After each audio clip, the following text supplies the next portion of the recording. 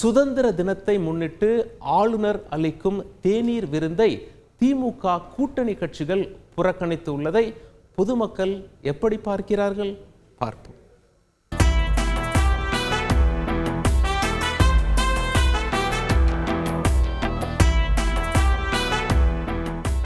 நம்மளோட ஆளுநர், நம்ம மக்களுக்கான ஆளுநர் அவர் தேநீர் விருந்துக்காக நம்ம மக்களை அழைக்கிறது நம்மளோட ஒற்றுமையை தான் இது பலப்படுத்துது. இதுக்காக நம்ம போறதுனால எந்த பிரச்சனையும் இல்லைன்னு நான் நினைக்கிறேன். ஆல்ரெடி ஆளுநர் செய்யறது ஏறுமாறா இருக்கு. நாங்க அதை புறக்கணிக்கிறோம். அதை நான் வரவேற்கிறேன். நீட்டை பொறுத்த வரைக்கும் அவர் கையெழுத்து போட்டு இது பண்ணலாம், அவர் தாழ்மை காரணம் கொண்டாரு.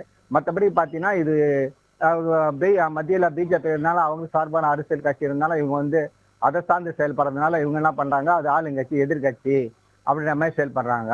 இது ஒரு தேவையற்ற செயலுங்க. இது பார்த்தீங்கன்னா ஒரு சுதந்திர தினத்துக்கு எல்லாருக்கும் ஒரு தோழமையா எல்லாரும் மக்களோட மக்களா இருக்கிறதுக்காக அவர் ஒரு தேநீர் விருந்து அளிக்கிறாரு. அதை புறக்கணிக்கிறதால எந்த ஒரு பயனும் இல்லை. ஆளுநர் தேநீர் விருந்து என்பது அரசியலுக்கு வரவேற்கத்தக்கது தான், அதில் நாங்கள் மாற்று கருத்து சொல்ல. ஆனால் ஆளுநர் இது தமிழ்நாட்டுக்கு ஆளுநராக இருந்தாரா அப்படின்னா ஒரு கேள்விக்குறி தான்.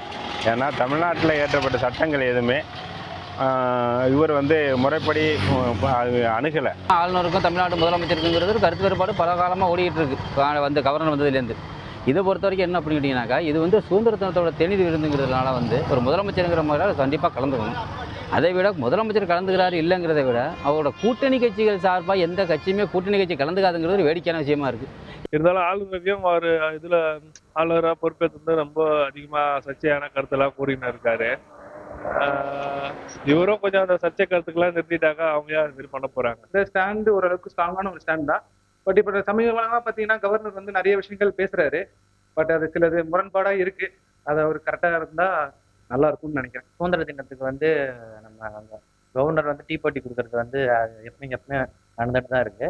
ஸோ ஆனால் இந்த வாட்டி இவங்க இவ்வளோ ஸ்ட்ராங்காக அப்போஸ் பண்ண வேண்டிய அவசியம் இல்லைன்னு நினைக்கிறேன். இது எப்பயுமே காமனாக தான் நடக்குது. எல்லா வருஷமும் ஏதாவது கவர்னர் ஏதாவது சொல்லிட்டாங்கன்னா ஆப்போசிட்ல இருக்க டீம் ஏதாவது ஒன்று சொல்லிட்டு பதவி விலக்க சொல்லி ஏதாவது ஒன்று ஆப்போஸ் பண்ணிட்டே இருக்காங்க. பட் ஆனால் கவர்னர் அதை பெருசாக இது பண்ணிக்கல, ரொம்ப கவனிச்சிக்கல. அவர் எப்பயுமே தள்ளி விட்டு போகிற மாதிரி தான் போயிட்டு இருக்காரு. இதுவும் அதே மாதிரி தான், எதுவும் ரொம்பலாம் பெருசாக ஏற்றுக்க மாட்டாரு. முதலமைச்சர் ஏன் போகணும்னு நான் கேட்குறேன். முதல்ல சாமானிய மக்களாக நான் முதல்ல ஏன் அவர் போகணும் அப்படின்னு கேட்குறேன். தமிழ்நாட்டோட எல்லா விஷயங்களுமே புறக்கணிக்கிறாங்க. ஒரு நீட் தேர்வுக்காக ஒரு மசோதா எழுதி கொடுக்குறாங்க. அந்த மசோதாவை கையெழுத்து போட மாட்டேன்னு சொல்லிட்டு ஒரு கவர்னர் திருப்பி அனுப்புறாரு. பேரிடர் மேலாண்மை நிதிக்காக ஒரு மசோதா அனுப்புறாங்க, அதை திருப்பி அனுப்புறாரு.